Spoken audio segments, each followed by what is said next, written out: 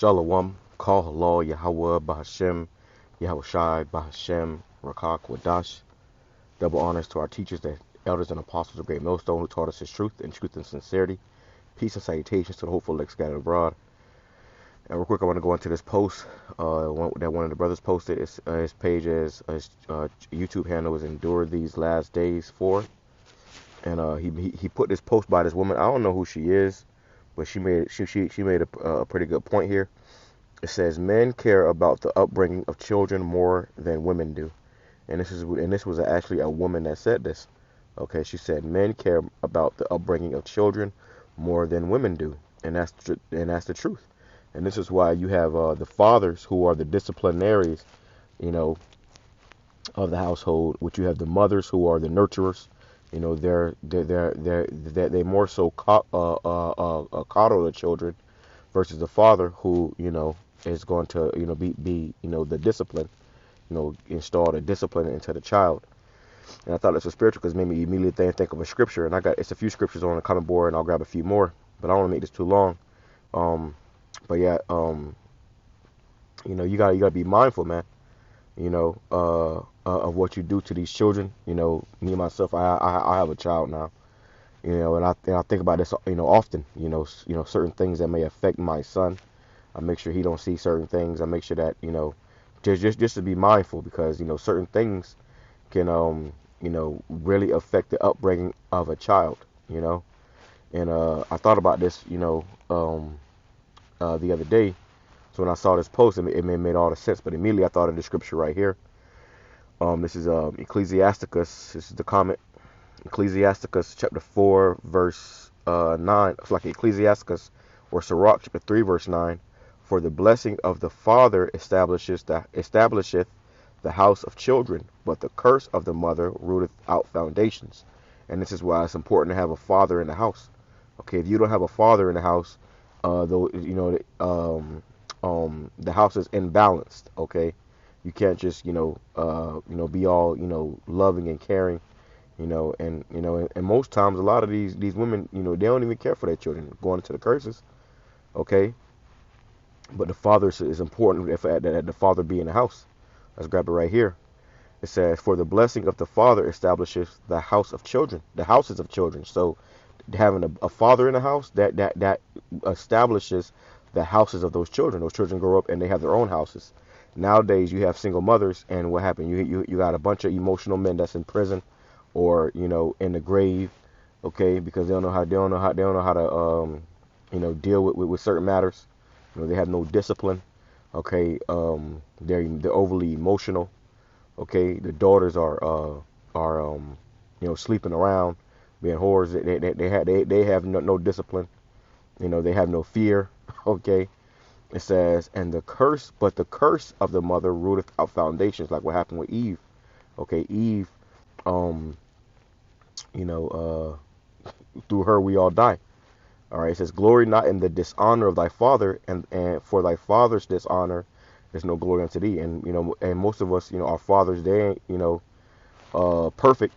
Okay, but you're not supposed to glory in that. You're supposed to honor your father and your mother. All right, let's go back over here.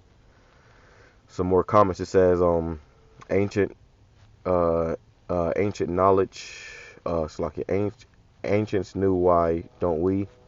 The brother said, Ecclesiasticus 25 verse 24, of the woman came the beginning of sin, and through her we all die. So this is scriptural. Okay, this is scriptural. This is why it's important to have a man in the house, which I what made me want to do this video is because I saw this comment right here. All right, but it's a scriptural. A man is supposed to be in the house. Without the man in the house is imbalanced, and, you know, you're really raising monsters. You know, you got a lot of these men that's growing up, you know, effeminate sodomites. All right, a lot of these women that's growing up, that's growing up, and they're being they're overly masculine. Okay, or masculine in general. You know, they're not feminine. They're not feminine anymore because the balance has been thrown off. So let's go here. It says, and I believe this is a woman. Okay, got to be a woman. She got hard eyes, and, you know, her picture. But it says, how is that statement possible? Anyway, there are millions of women who are let's suppose who are caring parents, just as there are millions of men who are uncaring parents. I'm just saying, which, she's really her emotions. It says, and when the brother, the GMS Inland Empire said, stop it, stats say otherwise. Just stop. You're right. And when you go into the stats, it's true. A lot of these men that are in prison or leaving their families were raised by single mothers. It says, I really enjoy, she said, I really enjoy your post. I never intend to offend or disrespect for me. This post for me to stop. Does that mean, yeah, I'm not, look at this. I'm not reading all that shit. You're crazy. All right. So just want to show that real quick, man, because, these are uncomfortable truths that we have to face. All right. These are uncomfortable truths that we have to face in these days if we want to become better as a people. So let's go here. Numbers chapter 1, verse 18, proving that you are who your father is. Then this is why the father, cares more about the upbringing, because, hey, that seed came out of the father. All right, that child was inside the father's nutsack. I remember my woman, she told me, I carried him for 9 months. And I said, I carried him my whole motherfucking life. Excuse my language, but because the man, we have all this sperm, in our testicles. And you are carrying, life. You're carrying seed. The life comes from the man. The woman just, is the incubator. Not just the incubator, but the woman is a incubator. And we was joking around. She said, I carried him, for 9 months. And I said, I carried him on. We both laughed about it because it made sense. It's kind of like a spur of the moment thing when I said it, but it made sense. You carried him for 9 months, but I've carried that sperm in my testicles probably since I was 12 years old, man. Okay, or however long, because we constantly have cells, sperm cells regenerating.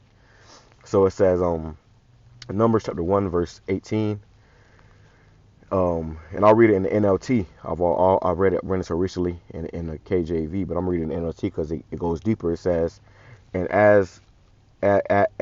they assembled the whole congregation of Israel on that very day. All the people were registered. You hear this? Registered according to their ancestry by their clans and families.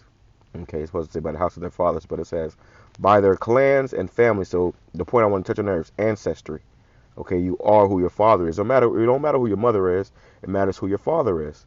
It says the men of Israel who were 29 years old and older were listed one by one. So let's read it in the KJV now to get the full point. Numbers chapter 1, verse 18.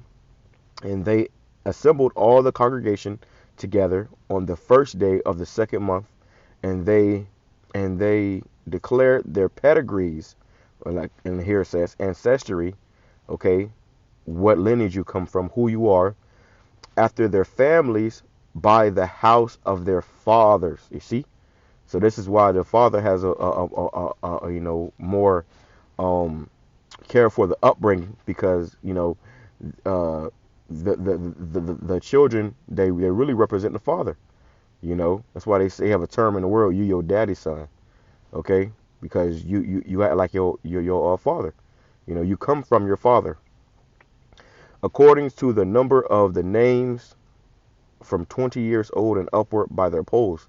And right, so that's why it's important, and even you brothers that have children, make sure that you be mindful of, the things that you do in front of your child, the things that your child sees, because all that plays a role, and, some of us grew up, in dysfunctional families and households, and you don't want to, pass some same generational curses onto your seed. You want to break that curse, through the spirit of YAHAWASHI, and that's why we have this knowledge. Okay. Let me grab that real quick, and I'll close out.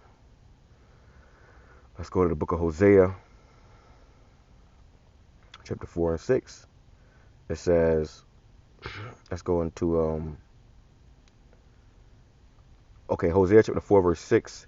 My people are destroyed for lack of knowledge, because you have a lack of the knowledge of this Bible. Our people are destroyed.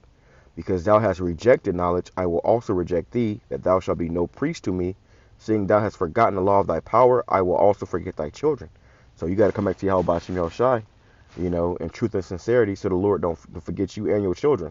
All right, you Israelite men are becoming priests, kings and priests. Okay, gods. It says in the NLT, my people are destroyed because they know because they don't know me. Since you priests refuse to know me, I refuse to recognize you as my priests. Since you have forgotten the laws of your power, I will forget to bless your children. And this is why a lot of children, are being destroyed. Don't make it past, 18. That's the reality for our people, man. You got your Trayvon Martins, your Mike Browns, getting gunned down in the streets, dying to gang violence and stuff like that, man. Drugs. Okay, so you name it. All right, this is why it's important for us, predominantly speaking to you men, to be men, okay, and then, to raise, our children to grow up and be respectable individuals in society. All right, with that being said, I'm going to say Shalom, Kwame Shalom, Bible Ball, double honors to the elders and apostles of Great Millstone. Shalom.